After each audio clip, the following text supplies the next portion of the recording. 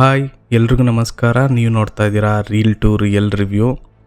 ನಾನಿವತ್ತು ರಿವ್ಯೂ ಮಾಡ್ತಾ ಇರೋವಂಥ ಸಿನಿಮಾ ಇಡೀ ಪ್ರಪಂಚನೇ ಮಾತಾಡ್ತಾ ಇರೋವಂಥ ನಮ್ಮ ಕನ್ನಡದ ಹೆಮ್ಮೆಯ ಕಾಂತಾರ ಸಿನಿಮಾದ ಬಗ್ಗೆ. ನಿಜವಾಗಿಯೂ ಸಿನಿಮಾ ಒಂದು ಬೇರೆಯೇ ಲೋಕಕ್ಕೆ ಕರ್ಕೊಂಡು ಹೋಗುತ್ತೆ. ಸಿನಿಮಾ ನೋಡ್ಕೊಂಡು ಬಂದಮೇಲೆ ನಿಮಗೆ ಆ ಲೋಕದಿಂದ ಆಚೆ ಬರೋಕ್ಕೇ ತುಂಬ ಟೈಮ್ ತೊಗೊಳುತ್ತೆ. ರಿಷಬ್ ಸರ್ ನಿಜವಾಗ್ಲೂ ಥ್ಯಾಂಕ್ ಯು ಸೋ ಮಚ್ ಇಂಥ ಚಿತ್ರನ ನಮ್ಮ ಕನ್ನಡಿಗರಿಗೆ ನೀಡಿದ್ದಕ್ಕೆ. ಯಪ್ಪ ಏನು ಸಿನಿಮಾ ಗುರು, ಏನು ತೆಗ್ದಿದ್ದೀರಾ ರಿಷಬ್ ಸರ್, ನಿಜವಾಗ್ಲೂ ಹ್ಯಾಟ್ಸ್ ಆಫ್ ನಿಮಗೆ. ಈ ಸಿನಿಮಾನ ರಿವ್ಯೂ ಮಾಡೋಕ್ಕೆ ಯಾವ ಪದಗಳೂ ಸಾಲಲ್ಲ. ಥಿಯೇಟ್ರಿಗೆ ಹೋಗಿ ಎಕ್ಸ್ಪೀರಿಯನ್ಸ್ ಮಾಡಬೇಕು. ಸಿನಿಮಾ ನೋಡ್ಕೊಂಬಂದಾದ್ಮೇಲೆ ನನಗನ್ಸಿದ್ದು ಒಂದೇ, ರಿಷಬ್ ಶೆಟ್ಟಿ ಅವ್ರನ್ನ ಈಶ್ವರನೇ ಒಂದು ಗಣವಾಗಿ ಕಳಿಸಿಯಾನೆ ಕನ್ನಡಿಗರಿಗೆ.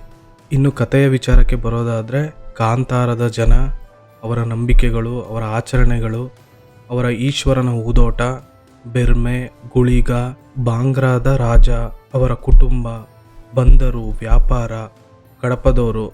ಕಥೆಯನ್ನು ನಮ್ಮ ಶೆಟ್ಟರು ಬಹಳ ಅಚ್ಚುಕಟ್ಟಾಗಿ ಪೋಣಿಸಿದ್ದಾರೆ. ಅರ್ಥ ಮಾಡಿಸೋದ್ರಲ್ಲಿ ಅಷ್ಟೇ ಗೆದ್ದಿದ್ದಾರೆ. ಕಥೆಯ ಸ್ಟಾರ್ಟಿಂಗಿಂದ ಎಂಡಿಂಗ್ವರೆಗೂ ಶೂಟಿಂಗ್ ಮಾಡಿರೋವಂಥ ಜಾಗಗಳಾಗಿರ್ಬೋದು, ತೆಗ್ದಿರೋವಂಥ ಲೊಕೇಶನ್ಗಳಾಗಿರ್ಬೋದು, ಎಲ್ಲವೂ ನ್ಯಾಚುರಲ್ ಆಗಿದೆ. ಇದು ಈ ಸಿನಿಮಾಗೆ ಪ್ಲಸ್ ಪಾಯಿಂಟ್ ಅಂತ ಹೇಳ್ತೀನಿ.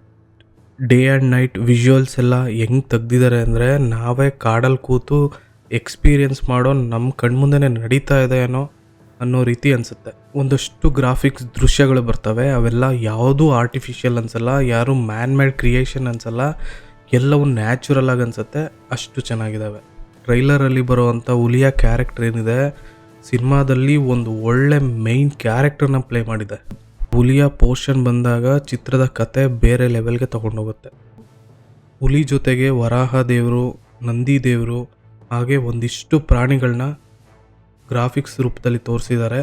ಎಲ್ಲವೂ ಎಷ್ಟು ನ್ಯಾಚುರಲ್ ಆಗಿ ಮಾಡಿದ್ದಾರೆ ಅಂದರೆ, ಗ್ರಾಫಿಕ್ಸ್ ಟೀಮ್ಗೆ ನನ್ನ ಕಡೆಯಿಂದ ಒಂದು ದೊಡ್ಡ ಥ್ಯಾಂಕ್ಸ್. ಇನ್ನು ಸೆಟ್ ಆ್ಯಂಡ್ ಆರ್ಟ್ ಡಿಪಾರ್ಟ್ಮೆಂಟ್ ಕಡೆ ಬಂದರೆ, ಅಸಾಧ್ಯವಾದನ್ನು ಸಾಧ್ಯ ಮಾಡಿ ತೋರಿಸಿದ್ದಾರೆ ಗುರು. ಯಪ್ಪ ಏನು ಕ್ಲಿಯರ್ ಆ್ಯಂಡ್ ಡೀಟೇಲ್ಡಾಗಿ ಮಾಡಿದ್ದಾರೆ ಅಂದರೆ, ಆ ಪಿರಿಯಾಡಿಕ್ ಡೀಟೇಲ್ಸ್ ಎಲ್ಲ ಕಣ್ಮುಂದೆ ಕಟ್ಟಿದಂಗಿರುತ್ತೆ.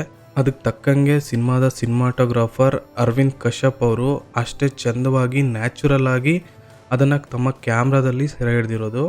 ಇದು ಸಿನಿಮಾಗೆ ಇನ್ನೊಂದು ಪ್ಲಸ್ ಪಾಯಿಂಟ್ ಅಂತಲೇ ಹೇಳ್ತೀನಿ. ಇನ್ನು ಸಂಗೀತ, BGM ವಿಚಾರಕ್ಕೆ ಬಂದರೆ, ಸಿನಿಮಾದಲ್ಲಿ ಬ್ರಹ್ಮಕಳಶ ಅಂತ ಒಂದು ಸಾಂಗ್ ಬರುತ್ತೆ, ಕಣ್ಣಲ್ಲಿ ನಿಜವಾಗ್ಲೂ ನೀರು ತರಿಸುತ್ತೆ ಆ ಸಾಂಗು. ಕಾಂತಾರ ಮೊದಲನೇ ಭಾಗದಲ್ಲಿರುವಂಥ ಕರ್ಮ ಸಾಂಗ್ ಏನಿದೆ, ಈ ಪಾರ್ಟಲ್ಲೂ ಇದೆ, ಬಟ್ ಲಿರಿಕ್ಸ್ ಚೇಂಜ್ ಇದೆ, ಅದು ಕೂಡ ತುಂಬ ಚೆನ್ನಾಗಿದೆ. ಅಜನೀಶ್ ಲೋಕನಾಥ್ ಅವ್ರಿಗೆ ಒಂದು ದೊಡ್ಡ ಥ್ಯಾಂಕ್ಸ್ ಹೇಳ್ತೀನಿ. ಇನ್ನು ಕಾಸ್ಟ್ಯೂಮ್ ಡಿಸೈನ್ ವಿಚಾರಕ್ಕೆ ಬಂದರೆ, ರಿಷಬ್ ಶೆಟ್ಟಿ ಅವರ ವೈಫ್ ಪ್ರಗತಿ ಶೆಟ್ಟಿ ಅವರು ನಾನೇನು ಯಾರಿಗೂ ಕಮ್ಮಿ ಇಲ್ಲ ಅಂತ ಒಂದು ಮೇಲ್ಗೈ ಸಾಧಿಸಿದ್ದಾರೆ. ಎಲ್ಲ ಕ್ಯಾರೆಕ್ಟರ್ಗಳಿಗೆ ತಕ್ಕಂತೆ ಯಾವುದು ಓವರ್ ಅನ್ನಿಸ್ತಲೇ ಸಿಂಪಲ್ಲಾಗಿ ಎಲ್ಲರ ಕಾಸ್ಟ್ಯೂಮ್ ಡಿಸೈನ್ನ ಮಾಡಿದ್ದಾರೆ. ನಟ ನಟಿಯರ ವಿಚಾರಕ್ಕೆ ಬಂದರೆ, ಗುಲ್ಶನ್ ದೇವಯ್ಯ ಅವರು, ರುಕ್ಮಿಣಿ ವಸಂತ್ ಅವರು, ಜೈರಾಮ್ ಅವರು, ಹಾಗೆ ರಿಷಬ್ ಶೆಟ್ಟಿ ಸರ್ ಅವರ ಜೊತೆಯಲ್ಲಿ ನಟಿಸಿರ್ತಕ್ಕಂಥ ಫ್ರೆಂಡ್ಸ್ ಕ್ಯಾರೆಕ್ಟರ್ಗಳು, ಕಾಮಿಡಿ ಕ್ಯಾರೆಕ್ಟರ್ಗಳು ಏನೇನು ಮಾಡಿದ್ದಾರೆ, ಎಲ್ಲರೂ ತಮ್ಮ ತಮ್ಮ ಪಾತ್ರಗಳಿಗೆ ಅಷ್ಟೇ ಅಚ್ಚುಕಟ್ಟಾಗಿ ಜೀವ ತುಂಬಿದ್ದಾರೆ. ಇನ್ನು ಸಿನಿಮಾದಲ್ಲಿ ಕೆಲವೊಂದು ದೃಶ್ಯಗಳ ಬಗ್ಗೆ ಮಾತಾಡಲೇಬೇಕು. ಹುಲಿಯ ಕ್ಯಾರೆಕ್ಟರ್ಗೆ ಬಂದಾಗೆಲ್ಲ ಬೇರೆಯೇ ಒಂದು ವೈಬ್ ಗುರು.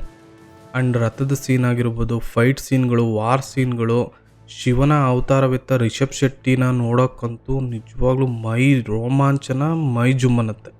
ಕ್ಲೈಮ್ಯಾಕ್ಸ್ ಅಂತೂ ಥಿಯೇಟ್ರಿಗೆ ಬೆಂಕಿ ಹಚ್ಚುತ್ತೆ, ಅದಂತೂ ಪಕ್ಕ. ಇನ್ನು ಫೈನಲ್ ಆಗಿ ರಿಷಬ್ ಶೆಟ್ಟಿ ಅವರ ಆ್ಯಕ್ಟಿಂಗ್ ವಿಚಾರಕ್ಕೆ ಬಂದರೆ, ನಿಜವಾಗ್ಲೂ ರಿಷಬ್ ಶೆಟ್ಟಿ ಅವರು ಕನ್ನಡಿಗರಿಗೆ ಸಿಕ್ಕಿರೋವಂಥ ಒಬ್ಬ ಅದ್ಭುತ ನಟ. ನಿಜವಾಗ್ಲೂ ಗ್ರೇಟ್ ಬಿಡಿ ಸರ್. ನೀವು ಹತ್ತತ್ರ 3 ಅವರ್ ನೀವು ಬೇರೆಯೇ ಲೋಕದಲ್ಲಿರ್ತೀರ. ಕನ್ನಡ ಚಿತ್ರರಂಗಕ್ಕೆ ಇದೊಂದು ಮೈಲಿಗಲ್ಲು. ಕನ್ನಡಿಗರು ಯಾರೂ ಮಿಸ್ ಮಾಡ್ಕೊಬೇಡಿ, ದಯವಿಟ್ಟು ಚಿತ್ರಮಂದಿರಗಳಿಗೆ ಹೋಗಿ ಸಿನಿಮಾನ ನೋಡಿ, ಬೇರೆ ಲೆವೆಲ್ ಎಕ್ಸ್ಪೀರಿಯನ್ಸ್ ಸಿಗುತ್ತೆ. ನನ್ನ ಈ ವಿಡಿಯೋ ನಿಮಗೆ ಇಷ್ಟ ಆಗಿದ್ದರೆ ನನ್ನ ಚಾನಲ್ನ ಸಬ್ಸ್ಕ್ರೈಬ್ ಮಾಡಿ, ಪಕ್ಕದಲ್ಲಿರೋವಂಥ ಬೆಲ್ ಐಕಾನ್ನ ಕ್ಲಿಕ್ ಮಾಡಿ. ಹೊಸ ವಿಡಿಯೋಗಳ ಎಲ್ಲ ಅಪ್ಡೇಟ್ಗಳು ನೋಟಿಫಿಕೇಷನಲ್ಲಿ ಬರುತ್ತೆ. ಲೈಕ್ ಮಾಡಿ, ಶೇರ್ ಮಾಡಿ, ಕಮೆಂಟ್ ಮಾಡಿ, ಹೀಗೆ ಸಪೋರ್ಟ್ ಮಾಡಿ. Thanks for watching.